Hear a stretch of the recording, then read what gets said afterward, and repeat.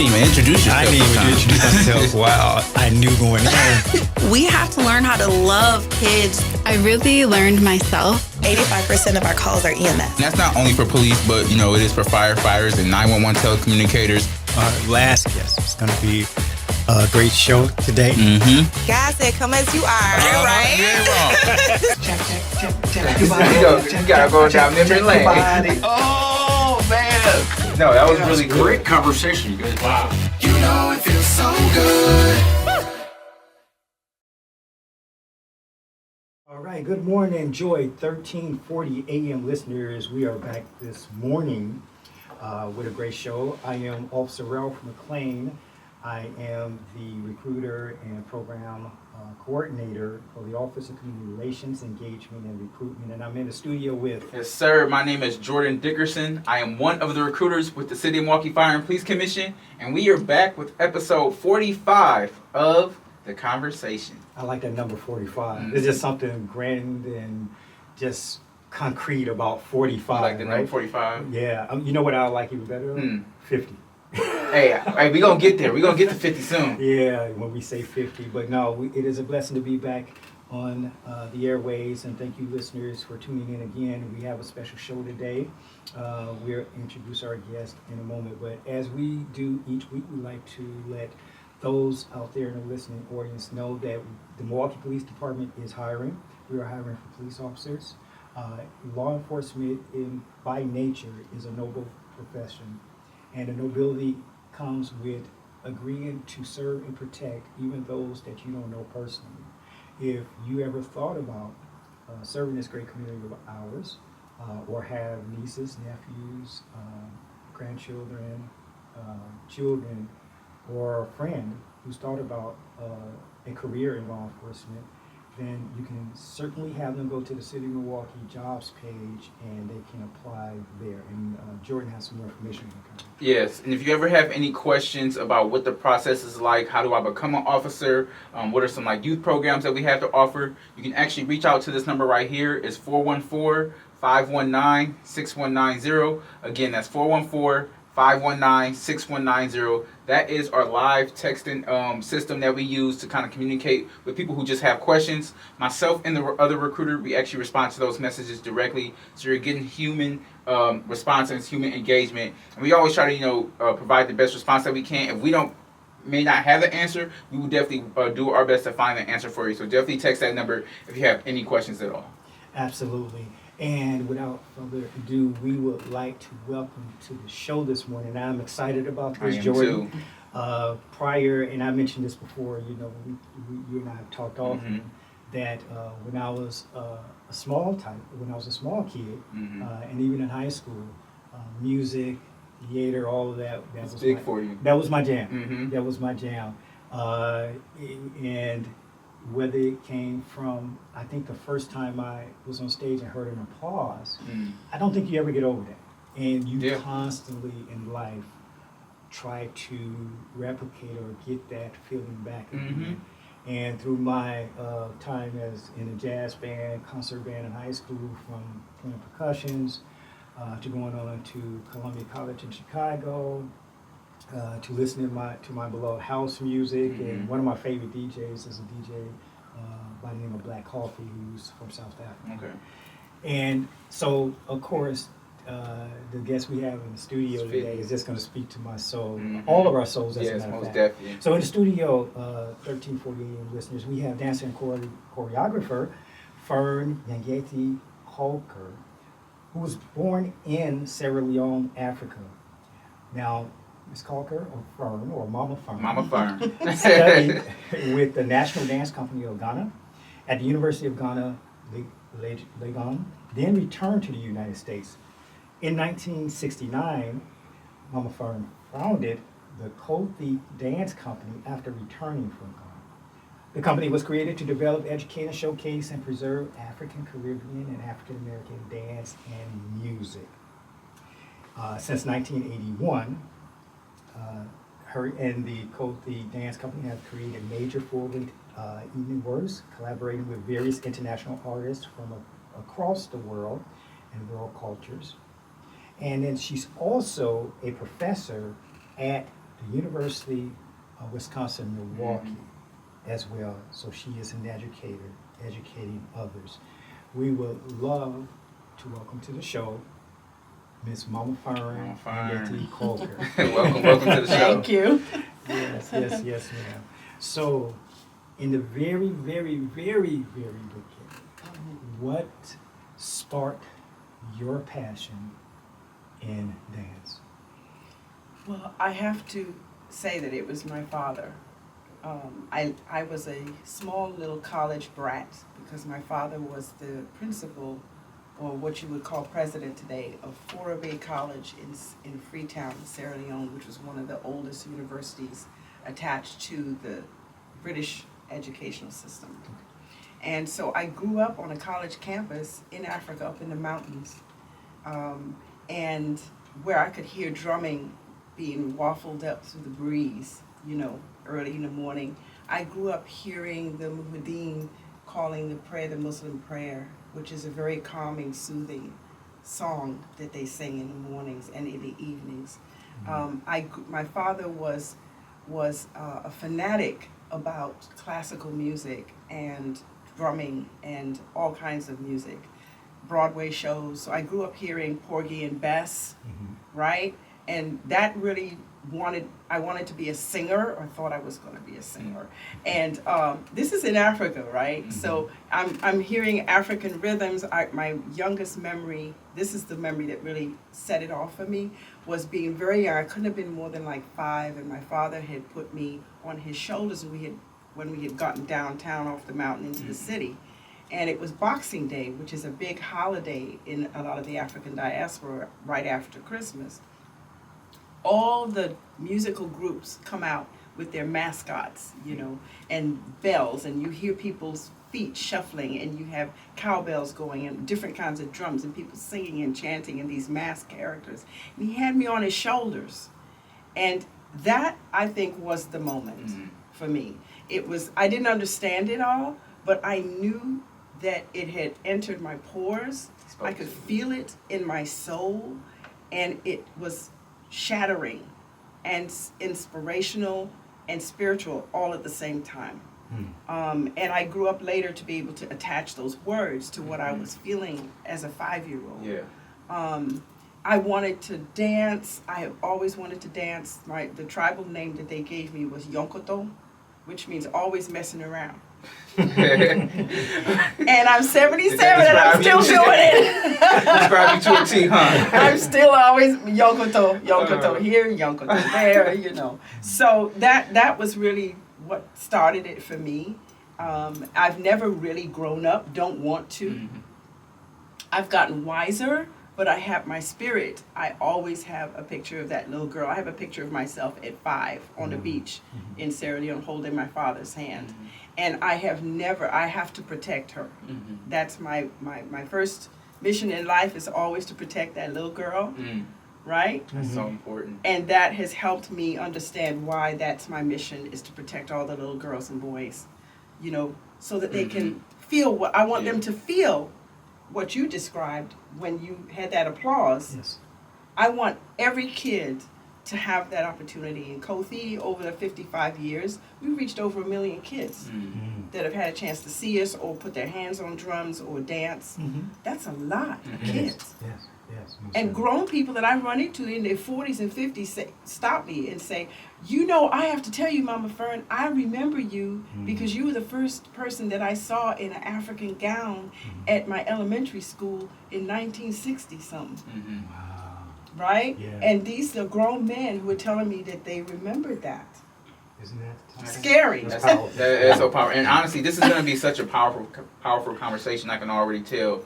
And I want to hit on something that you said, and that's protecting that young you, right? Yes. And I think now in today's day and age, it's harder to do that. And I think we see a struggle with that so much, where, we have all these aspirations and dreams as a kid, and all these things we want to do and we want to accomplish. And then it's like slowly as you get older, life hits you, and all these different things start to come your way, and people start to tell you that you can't do certain things, and you have these experiences, and now you're doubting yourself, and now you really feel like you're not capable of fulfilling the dreams that you once had. How do you go about as a, growing up, and how do you keep that youth inside you? How do you always remember that young person, always make sure that young person is staying with you even as you continue to grow and mature in your age? Because I have to be bombastic. That's one of my favorite words. You gotta have to explain I that love one to me. teach that. I love to use that word. I love to hear little 5-year-olds say, I am bombastic. Mm-hmm. You know what I'm saying? And then we talk about what does that word mean. Mm-hmm. Because it's like a super bomb. I'm a super bomb power. I am a superpower. Mm-hmm. And being in touch with that, if you utter words, that's why some of the music today disturbs me so much. Because if you utter certain words all the time, you will become what those words are. Because those Okay, words have energy. They have energy. Mhm. Every time you speak it, it doesn't go away. Mhm. It just floats around in the atmosphere. Mhm. So to teach somebody, say, I'm bombastic. I am a super bomb human being. I can affect change in the world, positive, a bomb change, right? And as you start to think that and you say it over, I am positive, I am somebody, I'm meant to be here. I am strong, I am willful, I am smart, I'm capable. If we can get kids to feel it and then be able to speak it more than they speak all the other 4-letter words, then that will automatically change them from the inside out. Absolutely. Because we live in a world where change is on the So good. outside and it doesn't mean anything. Yeah.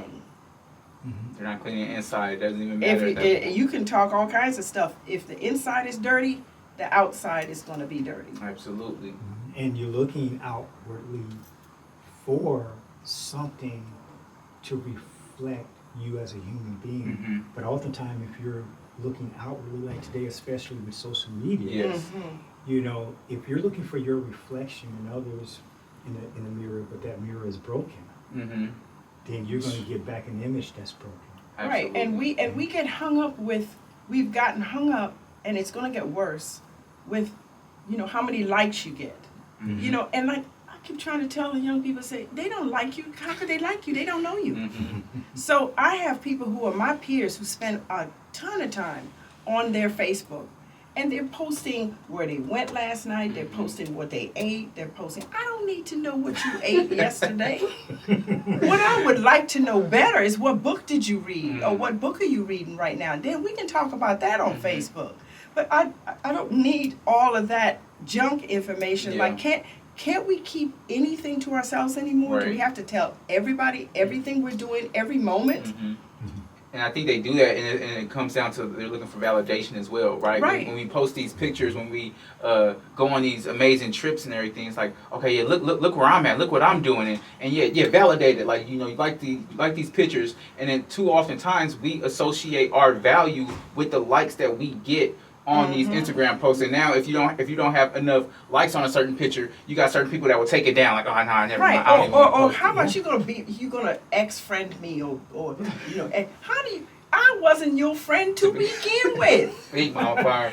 And you were not my friend. So how are you going to not be my friend? I mean, it's like, who said you were my friend? Mhm. Yeah. Externally, Yeah. you're looking for externally. Right. Like Mama Fern said, inwardly first. Right. If you find that inside of you and know how much of a queen and king you Exactly. are, and also start speaking that words, because words have energy, Absolutely. you will see the behavior slowly change. I'm sure Change. you've seen that over the years. Well, you see, at the point of commitment, this is my motto. At the point of commitment, the universe will always conspire to assist you, Mhm. just like what y'all doing right now. Mhm. So, but the key there is that people are sitting waiting for the university to give it to them. But what it says, the universe will conspire to assist, which means you got to be doing Yeah. something. You gotta actually put the work in. You Right? can't just sit on your hands You can't and just feet. sit and think it's coming, Mhm. and then you spend all this time looking for likes, and you're waiting for somebody to show you and open a door for you. Well, that's not going to happen. Mhm. Is that, first of all, how about you peek around and see what's behind that building where that door is at that you think. Mhm. Or stand far enough away and watch who goes in and out of that door. Because maybe you might decide you don't want to go in with those people. Mhm. Correct. See, that's called research. Oh, It's Right? it is. Yeah. It- That's why you have to be bombastic. Bombastic. Bombastic, That's a new uh-huh. word, y'all. You Yeah. heard that word? That's a new learn. I tell you, I love it. it's a new You learn. have to be bombastic Yeah, about yeah. life. You have to come in there and you have to embrace it with all of its ugliness, with all of the disappointments, with all of, the stuff that's going on in the world around you. You got to be able to be that way so you can find the joy. Mhm. Let me give you an example. In the midst of all the politics, and we're not getting into politics, Mhm. but what I'm saying is that the simplest thing, I put 4 little red bowls on top of my pie holder Mhm. in my patio, and I just filled them with water. And when I tell you that what I get out of that is watching every kind of bird you can think comes in there, not only to drink, but to bathe. Mhm. And watching those birds bathe has become a form of commitment to the universe for me. It's become a form of protection of the bird family that we need to exist. Mhm. It's made me calm down, not feel so stressed Mhm. out. And this is what we don't have, particularly people of color. Yeah. We are living in a space where we are constantly stressed, Mhm. right? It's not good for the body. High blood pressure, type 2 diabetes, heart trauma, mental illness, all these things are coming from not being able, like you go into some households, they got the radio, the TV, 2 TVs on. Every room got a TV. Mhm. All the TVs are on. Somebody playing a game. In the Somebody's other playing room. a game, right, and and killing people on TV, with machine guns. Mhm. And then we wonder why these kids come and they can't sit still, number one. So what we do in KO-THI, we put these kids who are labeled attention deficit syndrome. The teachers are like, wait a minute, he's sitting still. Exactly, because we gave him a drum. And we're helping him transfer that restlessness Yeah. into structure, You hitting them with something. okay? And that structure then leads into a dynamics of conversation with his drum, and he realizes he can talk with his drum Mhm. and communicate, and he can affect what the dancers do in front of him that he's playing for, Mhm. right? So Absolutely. now he has a way to control without using his running mouth, Yeah. right? And oh man, that's power. Mhm. That's power. And once you give that to a kid, you can't take that away. Yeah, Mama Fern, you hitting on something real good right now. And kind of we can circle back to when we talk about music, and the unique thing about music and the power of music is that we know that the power of words, and that it all has energy, and it's all reflective. And when we speak something, that's kind of reflective of us as well, right? So if I'm speaking to myself, oh, I'm powerful, I'm strong, and I'm starting to believe that, then that's perfect. But if I'm speaking negative things, then I'm also going to think negative things about me. But there's the idea of the power of expression through music. But we understand, and you speaking on it now, is that dance has that power as well, and you have that Oh, yeah. unique ability to express yourself in the power of dance, of playing instruments and drums and everything like that. Is that something like, how was that for you, being able to figure out and understand, okay, wow, like there is power in dance, and I'm actually able to express myself in just movement? Well, I'm going to say to you and to the audience that there are certain names they need to Google, because there's let me just say this, there is no excuse for not knowing today. Because I tell people, you got that little rectangular thing that you talking to 24/7, but you're the most ignorant person I have ever met. This elder speaking now. I don't understand why y'all don't know 20, 30, 40, 100 times pi more than I know when you have access at the touch of a button. There's no excuse for not knowing anything. Okay? So your point was, what was your point? Yeah. Shape, form, rhythm, breath. Mhm. Shape, form, rhythm, breath, context, content. Right? Those are my lifelong teaching mechanism. Okay? So I had teachers that were Lavinia Williams, who was the assistant and dancer with Katherine Dunham. the famous Catherine Dunham, and you were from Chicago. I don't know if you know her name. Yeah. She was one of my teachers, you know, and inspirations.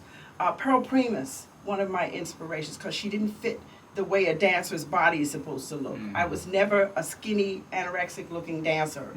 I was always big body, big butt, you know, black woman. Okay? And the African called me, the African dance and music, even as a child, but it called me. Because, I mean, all my aunties and everybody in Africa, they all had Hottentot butts. You know, so the butt was like considered beautiful.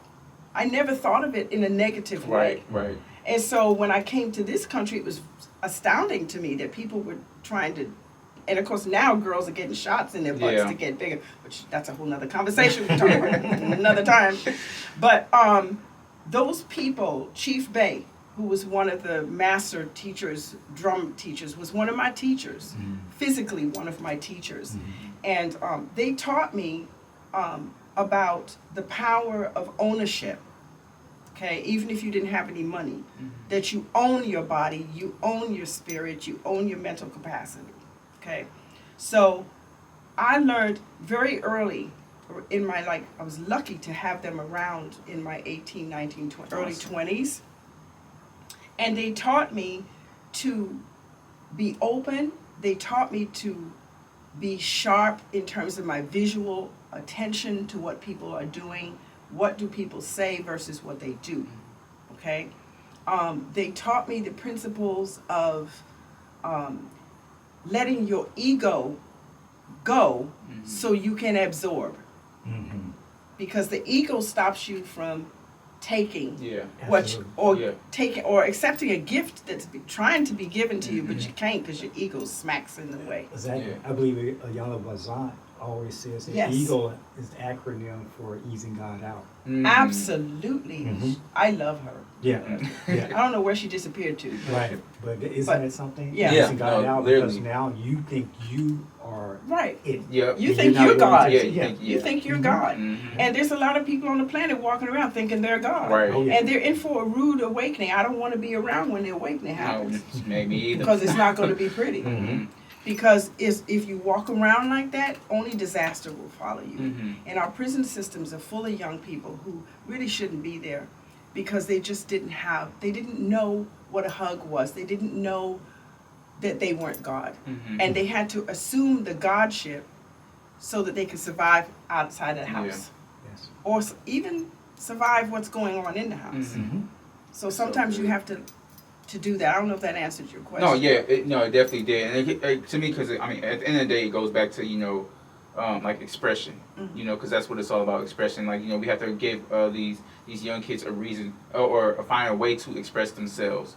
And I think you've done a great job of doing that. And I want to go back and so I looked up and I seen interviews when you talk about KO-THI. And the meaning of it, the name of it is Go Black. Yes. And you started that at a very time where that was probably 1969. Yeah, but a lot of you probably faced a lot of opposition. I did. during I had people that say time. you can't call the company Go Black. Mm-hmm. I said yes, I can, because I have been living in a world where everything is Go White. Mm-hmm.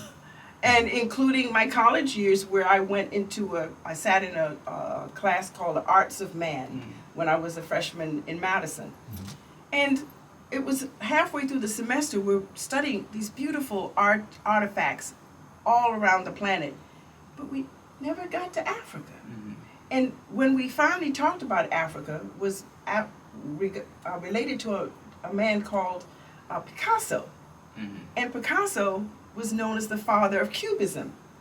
But I'm looking at the work that's called Cubist work, and I'm going, that's African. So then I said, let me go one step further. This is where the curiosity comes in. And I went and got his autobiography. And I read Picasso, the white artist's autobiography, because you can learn from white people too. And he said he was just completely overwhelmed when he went to an exhibit in Europe on African art. And he was in the middle of a famous painting of prostitutes, right? And it's all in, you can Google it and see the painting of 4 women. And 2 are almost finished, and there's 2 that are unfinished. And when he came back from the African exhibit, because what blew his mind was that Africans could take a face and make it fifth, sixth dimensional. Put the nose over here and the eye over here and the lips extended over here, but you knew it was the face of a woman or the shape of a body. And it totally blew his mind, and he in his own words, he went back to his studio and he Africanized the two women that weren't finished in the painting. You can see it. And he was then deemed, this was considered new. Brilliant, look what he's done. But he got that from Africa, in his own words. That blew the top off of my head, right? And I was like, I don't have time to answer these kind of questions. I got to move on. Because Africa is very important to the humanity of man. Yes. And Africans don't even realize how important Africa is to Yeah. the humanity of man, because colonialism and all has done a job on them too, just like racism has done a job on us. Right. Okay? We've all had a job done, and we got to fix our heads. And as an elder, I guess when I saw the sheriff, I've been thinking this for a long time, and when I was bold enough, well, nothing scares me, and he's a big, tall guy. You know. I could have been intimidated, but hey, bombastic. Yeah. So I just walked up to him and I said, this is what you need to do. And he was so beautiful. I said, I'm an elder. Here's my card. Here's my name. So he said, oh, he remembered KO-THI coming to his school in elementary school. Yeah. And I said, see? Yeah, it came to my son's school. Yeah. He was in school. See? Mama Fern, how important is it, and it's kind of one of the last questions that we have, but how important is it to you for young people or even organizations to allow the elders in the room and for young people to accept the wisdom that's there in order for the arts and not just the skills, but also the history of it to transfer to future generations? How important is it for them to have the elders in the room as far as that is concerned, and the respect that they can gain from having elders in the room? Well, my whole career teaching has been about the fact that our educational system in general has failed drastically. This is not pointing fingers at anybody or any people in particular, just the system itself. Is that we tend to, that's one of the problems I have with Black history. I understand having a month for everybody, but then if only time we focus on Black culture is February, which is the shortest month of the year. Okay, we can talk about that later. Right. But my point is, and the coldest also. Hello. You know, us trudging through snow with djembes trying to deliver 28 days of grabbing as many kids as we can is painful. Yeah. Okay, so I digress. But I think that one of the problems is that, especially today, where I feel Black history, Black arts, Black culture, Black aesthetics, we're banning books. One of my favorite mentors, even though she didn't know it, but in her writing was Toni Morrison. And when I saw her name on the banned books list, I was like, I gagged, right? Because young people need to read Sula. They need to read these books, you know, Bluest Eye. But they have to be able to read and comprehend what they're reading. Yes. So we have to be able to put teachers in the front line and elders in the front line. So the elders who have experienced what it is to have marched in the 60s and gone across the bridge with Father Groppe. I did that, right? When we can talk about, you know, we're going to put murals on the wall with James Groppe, but the kids, you ask them who is James Groppe, they can't tell you. They don't understand how that has affected them not thinking twice about going across 27th Street on the bridge, right? They don't know. So we've got to connect teaching as a viable, very important career. That's number one.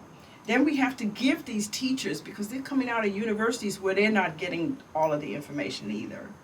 We have to create vehicles and vocabulary and systems to deliver history and reward those teachers who do that, right? A teacher who, when they walk in the room, everybody's behaving, but you put another teacher in the room and it's chaos. Right. We need to analyze what is it that teacher is doing where there's no chaos. And sometimes it's not written in a textbook somewhere. It's about spirit. Okay? So we got to connect the teachers with that and the kids, and then in the room you need to have a grandma. There has to be a grandma. And then the grandma has to be taught too, because grandmas today can be 20, 30 years old. Yeah. And they don't know nothing. Mm-hmm.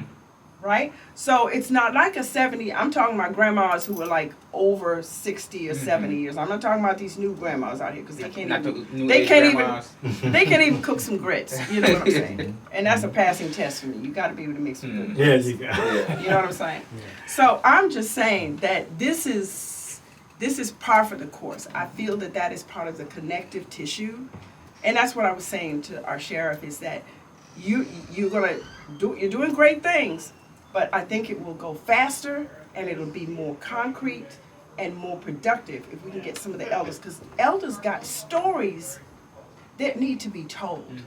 There are people living in Milwaukee, because that's a show I've always wanted to do, is just sit down and just talk to some of the elders and just tell me, because I hear too many people tell me, well, my grandfather, and he's like 90 years old, he got chased out of Mississippi, he can't go back.